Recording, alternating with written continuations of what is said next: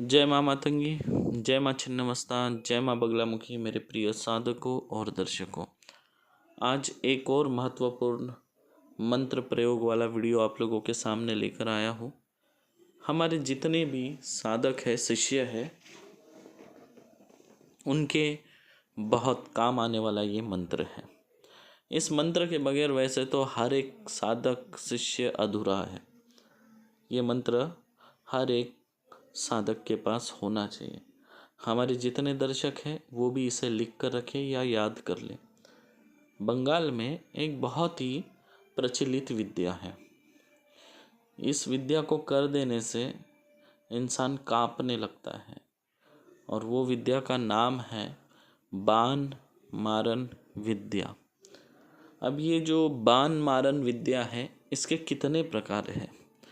बाण मारन विद्या के कई प्रकार हैं, कई प्रकार। ठीक है, आज तक इसका पता कोई नहीं लगा पाया कि इस बाण मारन विद्या के प्रकार कितने हैं, लेकिन जितने आज तक हमने देखे हैं वो मैं आपको बताऊंगा।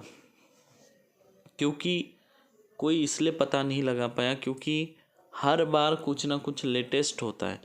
ये जो तांत्रिक होता है ना, ये अपने विद्या के साथ प्रयोग करता है और प्रयोग करके अपने विद्या को जो है वो अपडेट करता है। तो ये बाण विद्या अपडेट होती है, ठीक है ना, उसके करने की तरीके अलग होते हैं।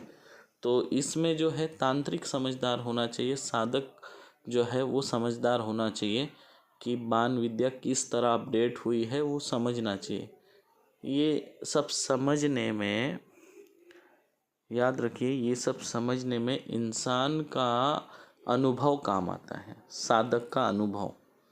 तो मैं आपको बताऊं कि इसके लक्षण क्या है, किसे बाण मारने से क्या क्या होता है। सबसे पहले मैं बताऊंगा दांत बाण। दांत बाण मतलब किसी भी जानवर का दांत लेकर किसी व्यक्ति के पैर के नीचे की मिट्टी उठाकर अगर उसके मुख में वो दांत मंत्र अभिमंत्रित करके उसके मुंह में दबा दिया जाता है पुतले के, तो जो टारगेट व्यक्ति होते हैं उसके दांत 3 दिन के अंदर एक एक करके निकलने लग जाते हैं। ये है कि दांत बाण। उसके बाद है फूला बाण। फूला बाण से क्या होता है? पूरे शरीर में अचानक से सूजन आ जाती है। अब ये अंदरूनी भी हो सकता है, बाहरी भी हो सकता है। ये डिपेंड करता है कि जो व्यक्ति ने ये क्रिया की है उसने किस अंग पे किया है आपके ये क्रिया, मतलब अंदरूनी पार्ट्स के ऊपर किया है या बाहरी शरीर पे किया है, ये उसके ऊपर है। इसमें क्या होता है कि इंसान का शरीर में एकदम सूजन आ जाती है या फिर किसी विशिष्ट अंग में भी सूजन आ सकती है, हाथ में, पैर में, चेहरे में, है ना, कहीं भी सूजन आ सकती है। या फिर शरीर के अंदरूनी भाग जैसे लीवर, किडनी, है ना, इस तरह के जो चीज़ है इसमें भी वो सूजन ला सकता है। कोई बड़ी बात नहीं है। तो आप समझ गए होंगे, ये है बाण के प्रकार। और एक बाण ऐसा होता है, अगर किसी व्यक्ति को मार दिया जाए, यानी सिर्फ देखते हुए मारा जाता है, तो उससे क्या होता है, उसमें कोई पुतला उतला नहीं बनाया जाता, सिर्फ व्यक्ति को देखा जाता है दूर बैठकर और मंत्र पढ़ा जाता है। तो उसमें क्या होता है, उस व्यक्ति के मुंह से खून निकलता है और व्यक्ति जगह पे मर जाता है। उसमें व्यक्ति को खुद को बचाने का भी समय नहीं मिलता। अगर वो तांत्रिक है, कोई साधक है या किसी माता का भक्त है तो शायद वो बच जाए या उसको समय मिल जाए अपनी रक्षा करने का, क्योंकि बाण मारने के बाद 4-5 मिनट के अंदर व्यक्ति मर जाता है। अगर वो कुछ जानकार है, खुद जानता है, तो अपना बचाव कर सकता है। दूसरा एक होता है कि पैरों के नीचे की मिट्टी या कपड़े लेकर पुतला बनाया जाता है और उसके ऊपर बाण मारा जाता है। अब वो बाण कोई भी कील का बन सकता है, यानी लकड़ी का भी हो सकता है, किसी जानवर की हड्डियों का भी हो सकता है ना। तो वो कील के कई प्रकार है, ठीक है। कील बनाकर बाण मारा जाता है। उसमें ये होता है कि व्यक्ति धीरे धीरे सूखता चला जाता है लकड़ी की तरह। ये भी एक बाण है, ठीक है, इसे बोलते हैं सूखा बाण। दूसरा एक और बाण का प्रकार है जिसमें पुतला बनाया जाता है और मछली के कांटे से बाण मारा जाता है। तो उसमें क्या होता है, व्यक्ति के शरीर से खून निकलना चालू हो जाता है, जैसे मुंह से बोलो या किसी भी अंग से कहीं ना कहीं से खून बहना चालू होता है और ये बहते ही रहता है कंटिन्यू। डॉक्टरी इलाज से ठीक नहीं होता है, मर जाता है। एक और है बीबा बाण बोलते हैं, यानी जो बीबा का फल होता है, आटे का पुतला बनाया जाता है और जो दुश्मन है, टारगेट व्यक्ति है, उसके पैर के नीचे की मिट्टी ली जाती है और वो बीबे को जलाकर उस पुतले को जगह जगह लगाया जाता है। तो जिस जिस जगह बीबे का तेल लगता है उस जगह टारगेट व्यक्ति के शरीर में चर्म रोग हो जाता है, खतरनाक तरीके का, खुजली वाला, बहुत फोड़े फुंसी हो जाएंगी, पूरा मांस सड़ने लगेगा जो डॉक्टर इलाज से ठीक नहीं होगा, उसमें से पस बहता रहेगा, बिल्कुल ठीक नहीं होगा। ये एक बाण था। एक और बाण है जिसमें शारीरिक रोग लगा दिया जाता है। वो ऐसा रोग होता है कि आपको देखने में तो लगेगा कि ये डॉक्टरी इलाज का रोग है, लेकिन डॉक्टरी इलाज करने के बाद में भी वो ठीक नहीं होता है, दवा उसको लगती नहीं है और धीरे धीरे तड़पते तड़पते वो व्यक्ति मृत्यु को प्राप्त हो जाता है। तो इसे बोलते हैं रोगबाण। क्या बोलते हैं? रोगबाण। और एक क्रिया होती है कि पुतला बना दिया जाता है और पुतला बनाकर उसे बहुत सारे मछलियों के कांटे चुभोकर या बबूल के कांटे चुभोकर उसके ऊपर एक वजनदार चीज़ रख दी जाती है, जिससे क्या होता है, उस व्यक्ति के शरीर में हर वक्त ऐसा लगेगा कि उसके पूरे बॉडी में कोई सुई चुभो रहा हो, इतना दर्द होगा। जैसे इंजेक्शन की सुई चुभती है, ठीक उसी तरह उसके पूरे बॉडी में जहाँ जहाँ उसने पुतले के कांटे या बबूल के, मछली के कांटे या बबूल के कांटे चुभोए हैं या कील चुभोए हैं, तो उसे उस जगह पे दर्द होगा बहुत खतरनाक तरीके से। ठीक है ना? इसको बोलते हैं काटा बाण। क्या बोलते हैं? काटा बाण। याद रखिए, मैं जो बता रहा हूँ, ऐसे लक्षण कभी आपको दिखे तो ये सब मंत्र का आप प्रयोग कर सकते हैं। दूसरा बोलते हैं अग्नि बाण। अब अग्नि बाण किस तरह से किया जाता है?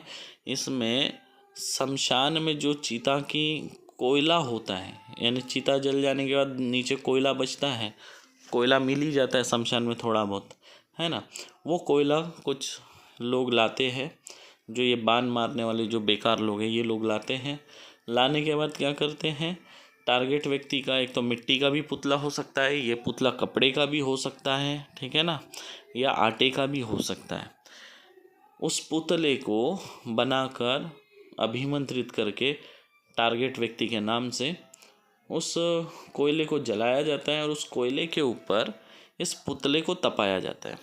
जब जब इस पुतले को उस पर तपाया जाता है, आगे वाले व्यक्ति के शरीर में एकदम गर्मी का आभास होता है, उसका शरीर का टेम्परेचर बढ़ जाता है, उसे बुखार होता है बहुत तेज। और ये लोग क्या करते हैं, थोड़ा थोड़ा अभी इसको बुखार चढ़ाएंगे, फिर रख देंगे, फिर बाद में चढ़ाएंगे। और ये इतने हरामी लोग होते हैं ना, आधे रात में बुखार चढ़ाते हैं, यानी जो इंसान का सोने का टाइम होता है 1 से 4, वो टाइम में बुखार चढ़ाएंगे। दिन में जब उसका सोने का टाइम होगा वो टाइम चढ़ाएंगे, यानी उसको इतना तड़पाते, बेचारे को नींद भी नहीं होती है, ठीक है ना, और तड़पा तड़पा के मार डालते हैं। ठीक है, ये सब बोलते हैं ज्वार बाण। क्या बोलते हैं? ज्वार बाण, यानी बुखार का बाण। तो इस तरह ये बाण के प्रकार है, यानी बार बार बुखार आता हो, उतर जाता हो, फिर आता हो, तो समझ लीजिए उसे ज्वार बाण मारा हुआ है।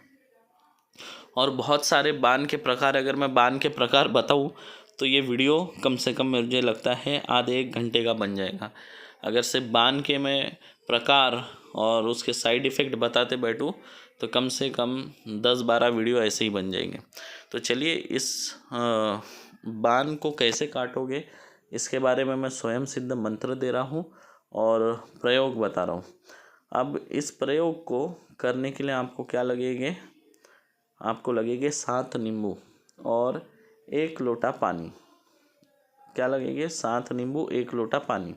अब 1 लोटे पानी में 7 नींबू डाल देना है और जो आप मंत्र देख रहे हैं स्क्रीन पर, इस मंत्र को 21 बार उस जल में अभिमंत्रित करना है।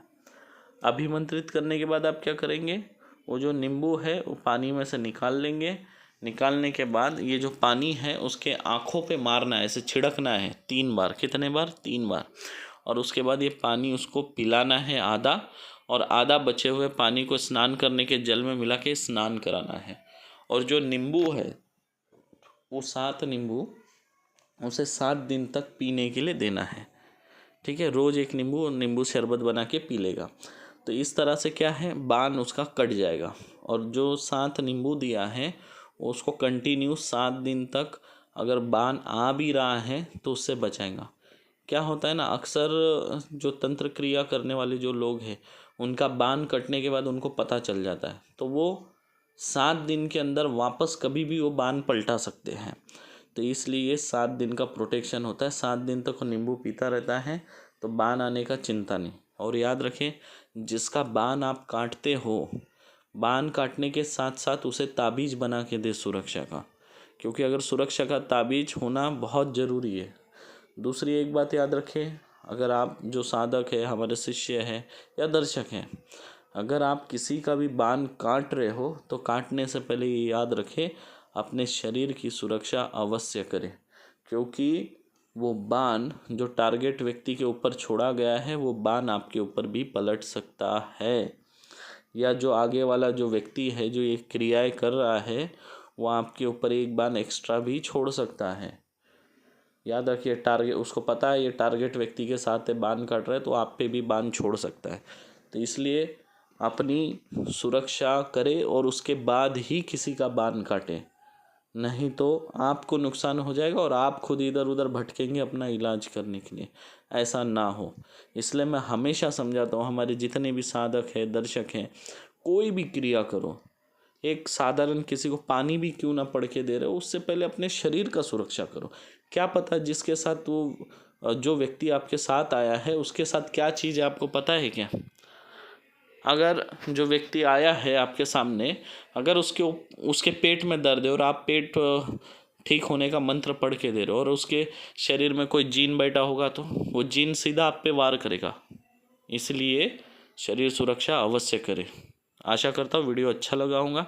जय माँ मातंगी, जय माँ छिन्नमस्ता, जय माँ बगलामुखी।